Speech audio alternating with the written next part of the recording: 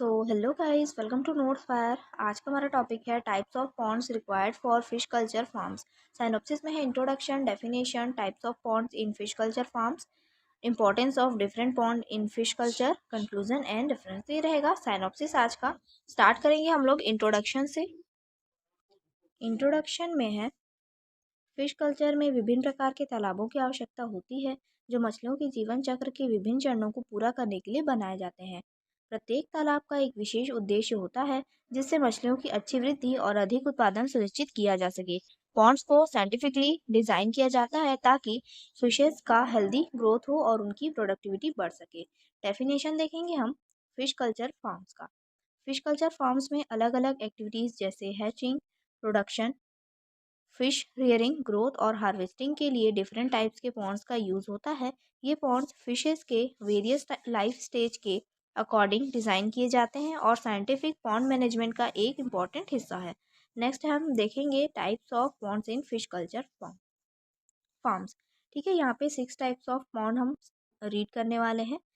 इसमें है fish culture में विभिन्न प्रकार के तालाबों की अहम भूमिका होती है क्योंकि ये मछलियों के विकास के प्रत्येक चरण में मदद करते हैं। इसमें फर्स्ट टाइप है हैचरी पॉन्ड। यह मछलियों के अंडे सेने और नवजात मछलियों की शुरुआती देखभाल करने में मदद करता है जिससे उनकी मृत्यु दर कम होती है। सेकेंड है नर्सरी पॉन्ड। यह नवजात मछलियों को सुरक्षित वातावरण में तेजी से बढ़ने में मदद करता है जिससे वे मजबूत होकर आगे के पालन पोषण के लिए तैयार होती है। थर्ड है रेयरिंग पॉन्ड्स। यह तालाब मछलियों को सही आहार और नियंत्रित परिस्थितियों में विकसित करने के लिए आवश्यक होता है जिससे उनकी वृद्धि दर बेहतर होती है।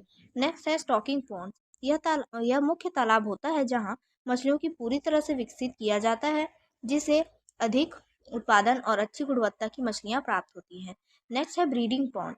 यह तालाब मछलियों के प्रजनन के लिए आदर्श परिस्थितियां प्रदान करता है जिससे प्रजनन दर में सुधार होता है और स्वस्थ मछलियों की संख्या बढ़ती है।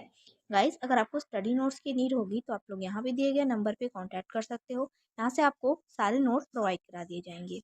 नेक्स्ट है इसमें वेस्ट वाटर पॉन्ड। यह तालाब अपशिष्ट जल को फिल्टर करने और जल को पुनः उपयोग योग्य बनाने में मदद करता है जिससे पर्यावरण प्रदूषण कम होता है। नेक्स्ट है importance of different ponds in fish culture. Fish culture में विभिन्न प्रकार के तालाबों की अलग अलग भूमिका होती है जिससे मछलियों की वृद्धि, स्वास्थ्य और उत्पादन में सुधार होता है। प्रत्येक तालाब का एक विशिष्ट कार्य होता है जो मछली पालन को प्रभावी और लाभदायक बनाता है। इसमें फर्स्ट है specific function of each pond.